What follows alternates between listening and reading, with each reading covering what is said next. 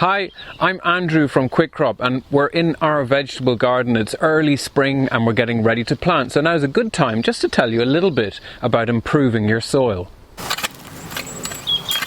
I'm clearing the soil here with my Canterbury fork hoe to remove any weeds before I lay a nutrient-rich mulch on top. What we're going to be talking about today is feeding the soil. The big difference with organic growing and growing with artificial fertilizers is that the artificial fertilizers feed the plant directly, so kind of take the soil out of the loop. Now, soil is full of beneficial soil life like bacteria, protozoa, earthworms, all sorts of living things that actually process organic matter and make it available to your plants. And the problem with feeding with man-made feed is the bacterial life and all the good stuff in the soil slowly dies, and that's the big problem we have with modern commercial growing. So what we're going to do here is actually feed your soil rather than feeding your plants, and in a nutshell that's the mantra of organic growing. So, as we've said, it's all about feeding your soil, but how do we do that? Well, as vegetable gardeners, we're going to be producing our own garden compost from waste from the garden, but because we remove vegetables and eat them, we can never have enough material to produce enough compost. Now, if you live in the countryside, you can get your hands on some lovely stuff like farmyard manure, but if you can't, we also have a range of products that can keep your soil healthy. We're going to start with one of my favourites. Now, this is EnviroGrind.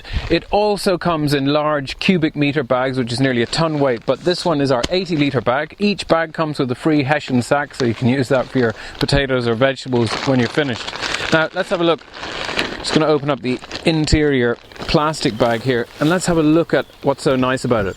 Well, you can see that it's a lovely, crumbly, light consistency. This is just like garden compost. It's composted green waste. But the exciting thing about it is it also has 25% composted fish waste, which gives it loads of added oomph, particularly good for potatoes and tomatoes. And for me, this really is the best soil improver out of a bag that you're going to get. The next thing I want to show you is our Living Green worm cast compost. Now, we're big fans of natural products at Quick Crop, and this one's no exception. It's made from worm cast, which is essentially worm poo, and their bedding material, and it makes a lovely, light, crumbly and highly nutritious compost that's particularly good for root growth. So brilliant for improving the soil in your raised beds or for using when planting out young seedlings.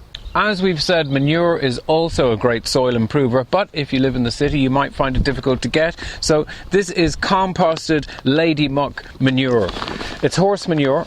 We can tell that it's been composted properly because there's no smell, and it's got a nice consistency here. So this is going to be ideal as a top dressing or for planting out particularly hungry crops like pumpkins, courgettes or squash.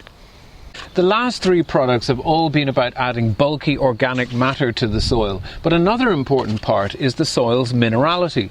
Now, the minerals in soil would have been laid down in the last ice age when glaciers ground up rock, and this ground volcanic basalt is pretty much the same thing.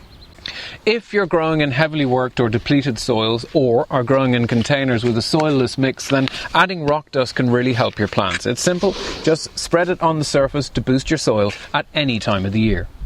Remember, a healthy soil means healthy plants. Vegetables grown in a well-fed soil produce the tastiest crops, which are far better able to withstand attack from pests and diseases. It's the natural, no chemical way to grow, which is better for your garden and better for you.